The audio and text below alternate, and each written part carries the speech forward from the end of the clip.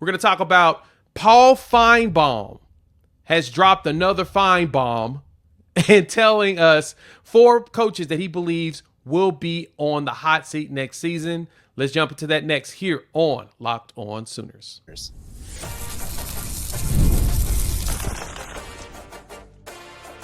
You are Locked On Sooners, your daily podcast on the Oklahoma Sooners. Part of the Locked On Podcast Network, your team every day. And thank y'all for pulling up to Locked On Sooners. And shout out to all our everydayers for always being here, tuning in and subscribing. We are located on all platforms and on YouTube. So make sure you hit that subscribe button as well as that bell notification so you don't miss another episode.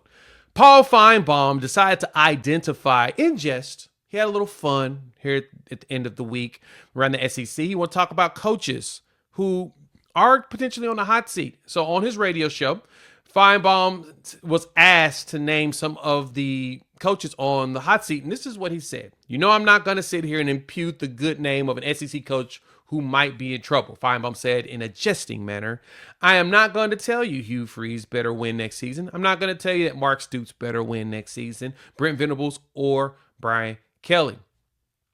Kind of fascinating that those were the names that he selected. Now, we understood that Brent Venables was most likely going to be on there. Brent Venables is sitting here at 22-17 in his head coaching record, 12-14 in conference play, 0-3 in bowl games. So he's got a lot of stuff behind him, 5-9 in games in one-score games. So there's a lot here. Plus, he's got 5 losses of 20-plus points or more. So that's not a good thing for Brent Venables. He's going to have to turn that around very quickly and in a similar manner that you saw what Dabo Swinney did there at Clemson. He started off his career pretty shaky and was able to turn it around and get things going. Well, Brent Venables is going to have to do the exact same thing. So the question is, what does Brent Venables need to do to get off of the hot seat? We'll talk about that in the last segment, but as of right now, it makes sense for him to be up there with Hugh Freeze. But the ones that intrigue me, and Mark Stoops, because Mark Stoops has had a very up and down roller coaster career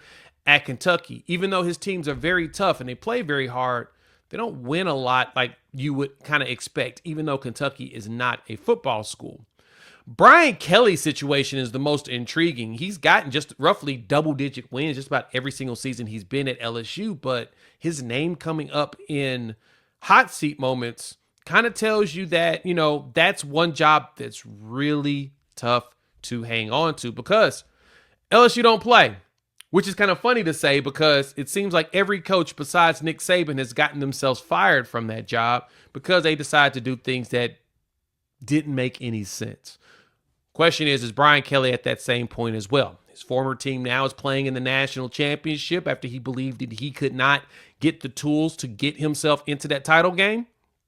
And, that former team also beat up on an SEC team like Georgia. So questions around Brian Kelly are definitely up in the air, but he's probably the most surprising of the 4 on that list. For Brent Venables, that record that I mentioned to you all before is the reason why he's definitely going to be someone that's going to be looked at. Now, he's also now have to replace his 3rd defensive coordinator in the 3 years he's been here, and he's getting his 3rd offensive coordinator since he's been head coach. Luckily, Levy was here for 2 years and gave him some action. Seth Luttrell lasted half a season, but he had to replace him. That's where Ben Arbuckle comes into play. And that's kind of the critical thing for Brent Venables when it comes to doing this job. It's not really about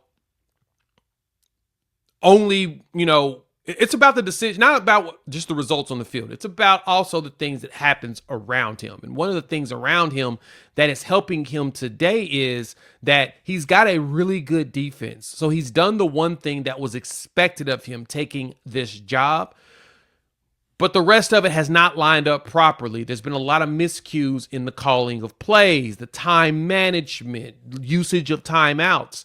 There's a slew of things that Brent Venables is going to have to get better at if he wants to see success and get his name off the hot seat. The saving grace for him right now is potentially on that list is his buyout. The buyout drops from $45 million that he had coming into January 1 to now roughly $35 million at the end of this season.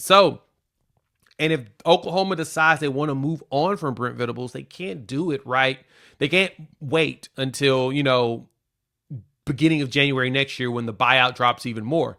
They're going to have to do it while they are, as soon as the season ends, depending on how the season goes. But Oklahoma has a very good chance of having a better season than did last year with all the changes that have happened.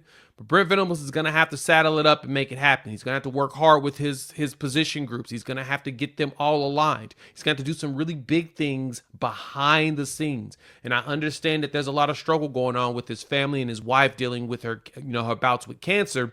He's going to have to find a way to balance all of that, which is a very tough feat if he's going to maintain the head coach here at Oklahoma. Now, we talked about it earlier this week that Paul Finebaum stated that Brent Venables has a very good chance of being a lot better next season in comparison to this one. We talk about it ad nauseum here as well as over on my channel on Unfair Sports that the defense has done everything it possibly could to get itself ranked as a top 10 defense in efficiency, which takes in consideration all the garbage yards and all the extra stuff that happens.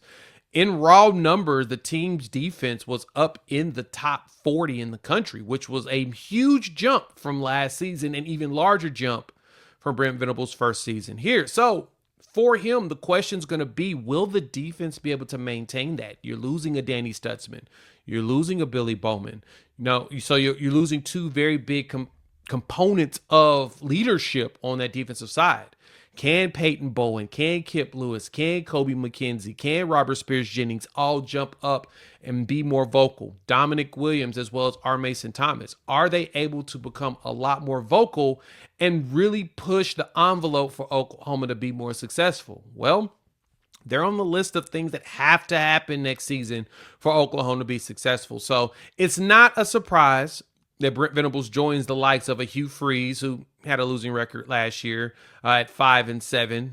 Even though Brent Venables has kept the streak for Oklahoma in making it to bowl games, he's the one that broke the streak on losing records, going 6-7 2 of the last 3 years. That 10-3 season was not an anomaly. It is definitely something that should happen more often with the way that this team has not only recruited, but how tough they play.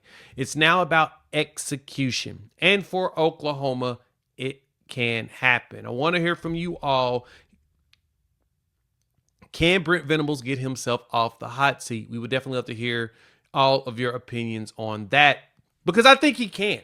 I think with the new look offense, with the new staff, with the player additions that we've had, there's a great opportunity for Oklahoma to make that move up and Brent Venables to get his name off this list. But you're going to hear a lot of Oklahoma on a lot of people's shows talking about they have the best chance of being successful next season, because when you bring in the top at the time quarterback in the transfer portal, now that John Mateer's dropped to number 2 behind Carson Beck, when you bring in a top talent like that, there is a great chance that you will be looked at as a team that has no excuse not to be successful. So, as long as Oklahoma does what they're supposed to do, they can see themselves, have a nice winning season in the SEC, maybe push for a college football playoff berth.